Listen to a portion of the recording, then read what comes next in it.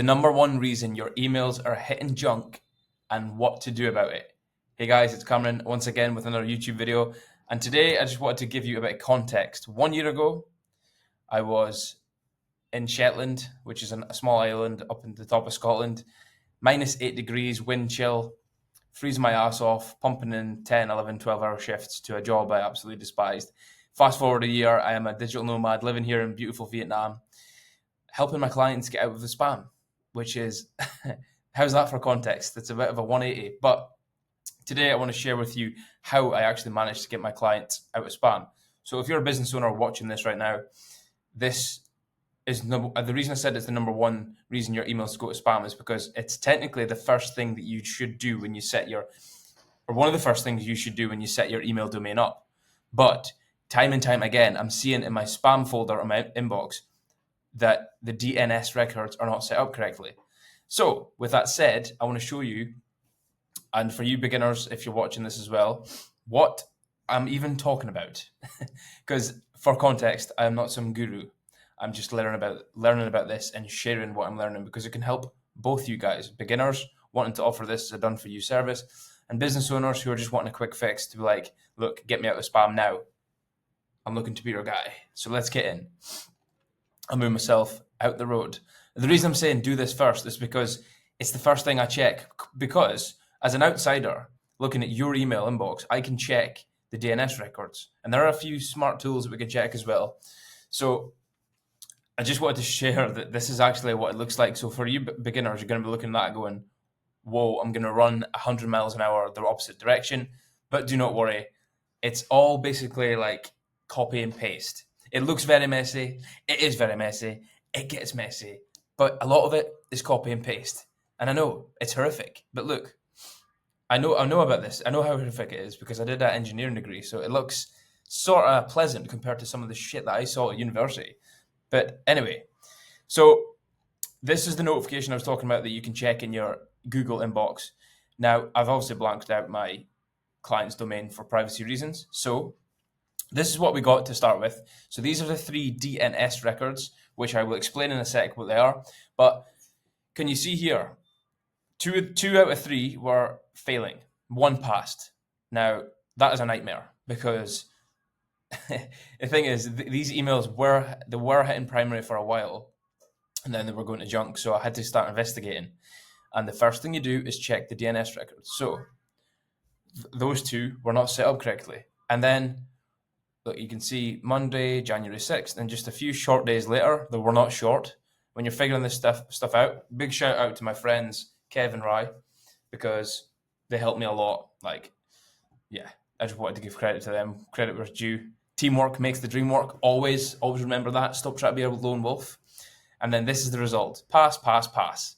Like a little exam. We've passed, right? So then the email was hitting primary. Now, I'll just explain for you guys that maybe haven't got a clue what I'm talking about, like why DNS records are important. And if you're looking to get into online business and start writing copy, why this would be a complementary skill. Because, for example, I'm a copywriter. There's no point me writing emails and sending it off to my client if their emails are not even getting seen. Because think about it. If they're hitting the junk folder, how many of you guys even look at your junk? Like, you'll be getting, say, 5% of the opens, maybe even less. So what is the point in hiring a copywriter? And the copywriter doing all this work for it to be hitting junk. So when emails end up in spam, one of the most overlooked issues is the DNS. Now, these records, they're technical, they're annoying. If you're not very technically minded, they appear confusing, but a lot of it now is generated for you and it's just copy-paste. I promise, all right? So they're like ID verifications for your emails. Now, the email provider, like Google or Outlook, please do not use Outlook. Mate, honestly, I don't need to say it anymore. And if you work for Outlook and you're watching this, I'm not even going to apologize. They're shocking. Trust. So they need to make sure that the emails are coming from you and not a scammer. Somebody try to like hack into your emails. So it's like, okay, it makes sense, right? And recently I helped a client where the emails were consistently landing in spam. So like I said, the first step in solving these were the DNS. And it actually did make all the difference. There are other things. So if you're watching this as someone like a deliverability expert and you're thinking, yeah, That's only one piece of the puzzle. I know, but I don't want to overwhelm everyone. We're starting with the one thing that they actually can do, like basically straight away, without getting into all other stuff. I know, all right? So, right, I'll move myself out the road. No, that's still annoying. That's better, okay. So, the DNS records stand for Domain Name System, and it's like the phone book for the internet, right? So your domain will be like your website.com. So like you might have a website set up called, I'll just use my name for an example, CameronSmith.com. There are emails attached to that. So it would be like Cameron at your domain. Okay? Does that make sense? Basically, it connects your domain name to the technical settings that control your website, emails, and other online services. Okay? So the DNS records acts as security checkpoints that prove your emails are one, legitimate, and two, from you. And without properly configuring these, the email provider, aka Google or Outlook, might mark your messages as spam, or they just completely block them. I don't know if you've ever sent an email before and then it just gets bounced. This is why, because the records are not set up correctly, or they're rejecting them for other reasons. So these are the three key ones that you need to set up. So we've got something called SPF, which means Sender Policy Framework. And this basically just tells which servers are allowed to send emails on behalf of your domain. Now, it does matter because if it's not set up correctly, the email providers might think that your emails are being sent by a spammer pretending to be you, right? And then the next one you're going to hear about a lot is DKIM, Domain Keys Identified Mail. Now, these actually add a digital signature to emails, proving that the content hasn't been tampered with. So these are important because they need to build trust and authenticity of your emails, even if they are coming from your domain. Because there's a lot, look, keep this very simple. There's a lot of people trying to hack in and pretend to be someone else. And Google and Outlook. I can't leave Outlook out the equation here, but I'll just say Google for simplicity. They're having to be very careful now, and security is getting tighter. So these records are like security records, okay? And then the big one is domain-based message, authentication, reporting, and conference. Massive, long word. Basically, just short version is it acts as a policy to tell Google what to do if the first record fails, or the second one. So it'll say it can send it to spam, block it, or just allow it through, okay? Now, this one is the big one, and it helps protect your domain from someone pretending to be you, which is called, the official word is called spoofing, right? But it improves deliverability by showing the email providers you're serious about security, right? That might seem overwhelming for beginners at the start, but you just need to remember there's three things that you can do. And all the rest of the things like spam words and open rates, segments, all that fun stuff can come later. But when you set this up properly, sometimes it makes a difference straight away. So these three records are basically security records for your domain and between you and Google, for example, okay? Now, like I said at the start, I checked the DNS records and two of them were failing. So I then added the correct ones inside the domain host. So the domain host is this. So for example, squarespace.com allows you to create domains by domains, okay? And then host it there. Then you can connect your domain into wherever you're sending emails from, okay? So as a business, you'll be sending emails from someone or something like Klaviyo, which is an email service provider. So the records that we just talked about, the security ones that you can see here, some of them are here. The SPF is there, and those link up and basically give Google the all good, okay? A green light, basically. So I know it sounds a bit confusing, but your domain host will be Squarespace. You add these records, but the beauty of it is you get the records from whoever you're sending emails from.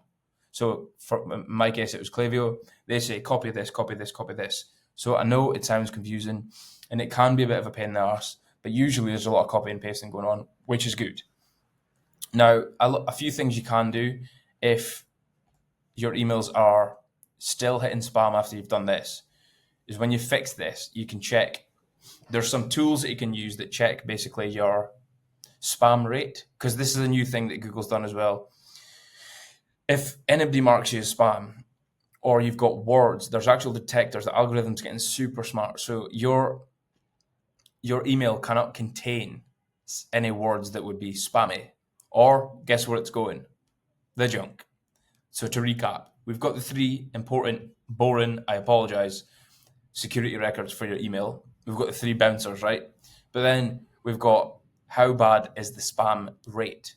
Because in what the words, like there's certain words like free or money. I know there's hundreds, so I'm not going to sit and bore you to death with them all, but that's the next thing you can check. And then the next thing I would check is the open rates. Like if they're hitting spam, they're going to be probably below 10%. Now you need to bump that up to 12, 15, 20 and above to really improve the sender reputation. We're always thinking about sender reputation between your domain and the host, which is Google. They're your boss, right? They're your boss, right? So you got to keep them sweet. Now, things that will not keep them sweet and put you into spam is poor open rates. Because now imagine it, it's like Google want to see that you're sending emails to your people that have subscribed, and they actually want to see your emails and they're opening it. Because if they're not, then they're dead emails, which causes the ship to sink, which is your domain, right? That's just a couple of examples.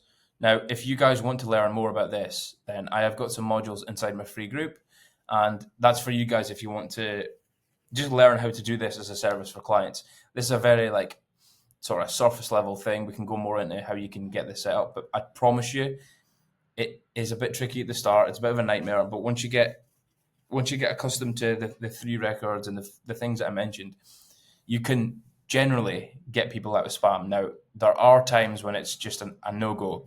If your client or if you are a business watching me right now and your domain is blacklisted, for example, you've been in spam for ages and it just continues to plummet, like your open rates are going to 2-3%, and people are reporting your emails as inappropriate or spam or unsubscribing, your domain reputation gets something called blacklisted. Now, if this happens, you might as well start fresh, because there are things we can do to recover your domain and stuff from being in spam. But when it gets to a certain point, it's a nightmare. So just be wary of that. As soon as you realize you as a client or your clients, for you guys watching, are in spam, act immediately so you don't have to time, because it's not really expensive to set up new domains and stuff, but it's more the time. If you're working with a big client, it's 6-7 figures, maybe 8 and 9.